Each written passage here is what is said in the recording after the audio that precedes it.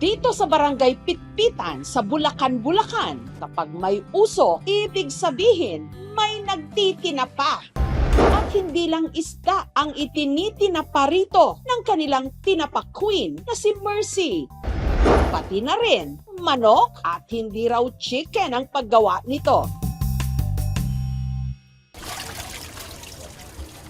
Una munang nilinis ang mga manok Kailangan maalis yung mga dugo-dugo, yung lansayon. at saka pinakuluan sa tubig na may pampalasa sa loob ng 20 minutos.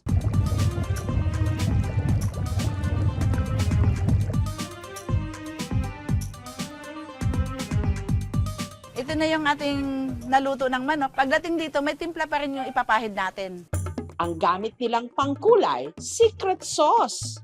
Yung timpla na inano namin, para siyang bacon o kaya para siyang ham, ganun ang lasa.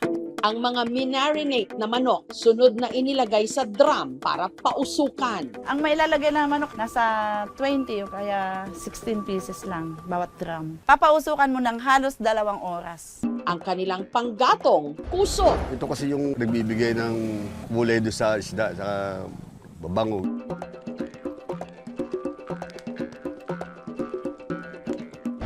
Ready to serve na ang tinapang manok ni Mercy. Ang benta namin doon, 350 to 400. Smoky, malinamnam. Perfect combination pag sinawsaw sa suka. Mukha siyang crispy sa labas, pero once na tinikman mo siya, sobrang lambot niya, tas juicy talaga siya.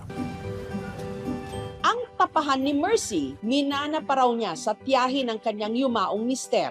Ang Chayong Tapahan nagsimula 1970s, kaya nasa 50 years na siyang mahigit. Nung araw, ang kasakasama niyang nagtatapa, yung asawa ko. Tinuruan ako kung paano magtinda kasi gusto nga nila, pagdating daw ng araw, kami daw susunod ng kanyang negosyo. Nung nabiyuda, ipinagpatuloy ni Mercy ang pagtitinapa, pero isda lang daw ang kanyang itinitinda noon. Hanggang nito lang Hulyo, napagdiskitahan nila ng kinakasama niya ngayong si George ang natira nilang manok sa ref. Kung mga masisira, iniisip ko, paano ba gagawin ko? Pipirituhin ko ba? Iniisip ko, bakit meron kami tapahan? Bakit hindi ko tayo napausukan? Pinatikman niya sa amin. Ang sabi nung kanyang kaibigan, malayo daw makarating. Hanggang ang dati nilang ulam lang, ngayon siya na nilang pinagkakakitaan. Natutuwa ka, tsaka na-amaze ka talaga. Malaking tulong sa amin. Birin mo, buwebenta ka araw-araw ng halos 100 piraso.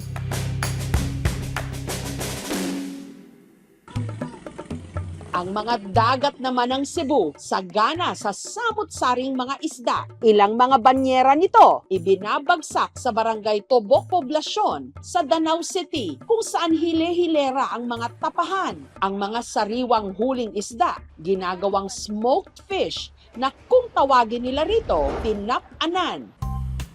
Isa raw sa mga institusyon na kung ituring sa paggawa ng tinapanan ang pastapahan ng pamilya ni Mary Jane. Natay tag 100 gato sir, bagong luto. Nagtudlo na ako sa pagluto sa tinapanan ni kung mama 1970. Una nilang baligya dito sa Lapu-Lapu City. And then iyang gi-ari sa Danau. Barilis and Tulingan mo ni siya ang pinakahalin kay Alas 5 pa lang ng umaga, ibinabagsak na sa pwesto ni na Mary Jane ang mga isda. H. Banyera, 32 ka kilo ang sud.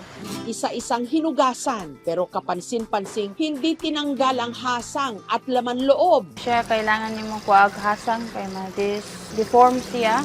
Magkuha iyang Ang mga nilinis na isda, tinusok sa stick at saka hiniwa. Sunod na hinugasan sa tubig na hinaluan ng asin at pampalasa. kay masubra mo siya inigluto sa isda mo gahi manggod.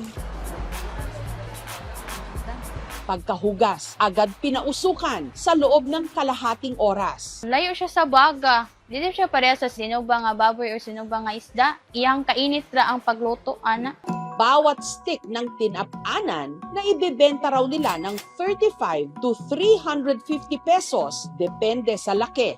Ang perfect daw nitong kapartner, ang puso o yung kanilang hanging rice. May lasa siyang bagong kuhang isda. Lagyan mo lang ng malunggay at saka ahos. Masarap na siya sa sabosa. Kaning tinapanan na mo, dayuhan, ikuanan dyan siya sa mga tao. Ang palit yun dili gid siya sa taga Danau. Ang uban, di gid taga Danau, na uban taga Manila. Sinaunang pamamaraan ng pagpreserba ng ating mga ninuno na kung saan sila gumagamit ng apoy, ng usok, ng sinag ng araw. Ang pagtatapa kasi hindi lamang ito ay para sa isda, no? Ito ay maaari din gamitin dito yung mga karne. Tumatagal hindi lamang buwan, kundi taon ang tinatagal nito. Ngayong fiesta season naman sa Oroquieta City sa Misamis Occidental sa Mindanao, huwag na raw kayong magulat kung ang makikitang nakasampay sa kanilang mga bakuran, hindi mga banderitas, kundi pira-pirasong karne ng baka o kalabaw. Ito ang paborito nilang ihanda tuwing pista. Ang bersyon nila ng tinapa na kung tawagin, kusahos. Isa sa mga gumagawa nito, si Bina. Gusto ko yung ginagawa kong na magkusahos para ma-preserve yung karne. Hindi lang sa nilalagay sa ref, tsaka mausukan, para maiba naman yung lasa ng karne.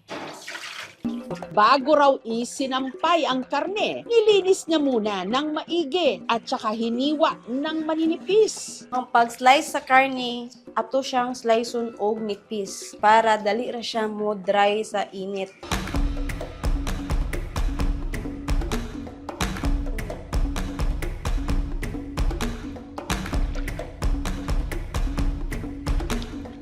Ang mga karne, inilagay isa-isa ni Bina sa stainless steel o bakal na pantuhog.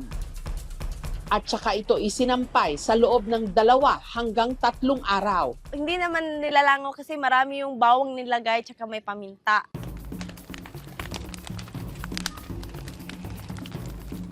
Pagkatapos, pinausukan ang natuyong karne sa kanilang dangkalan o lutuan sa loob ng 3 oras. Kukuha ka na lang doon kung gusto mong isahog at saka ulamin.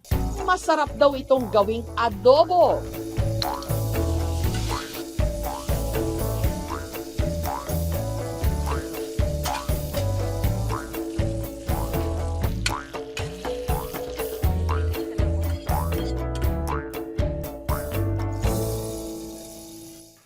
Nasi pagka-beef stick. Paborito rin nilang isahog sa gulay.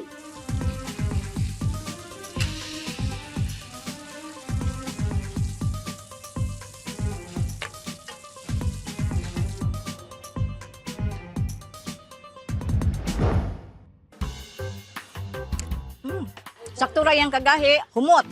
Sunog baga. At pagluluto ng tinapa, kailangan munang magsunog ng kilay at dulo ng ilong bago malasap ang pinausukan nitong sarap!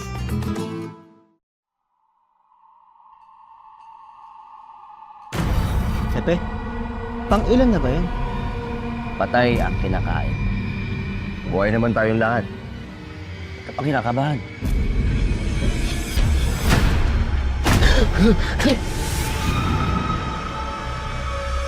Huwag mong kalimutan. Yan ang gustong mangyari ng kalaban. May isa pa kain. Isang ano? Isang kagaya mo.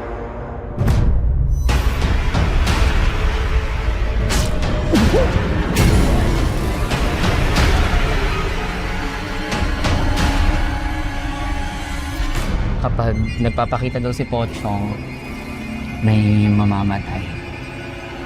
In the name of our Lord Jesus Christ. Stay away from the people of God. May nakita talaga ang verbal ang hipid. Mata-mata ng pusa tapos takpak ng paniki. Puti tapos mahaba yung pupong. Let us pray.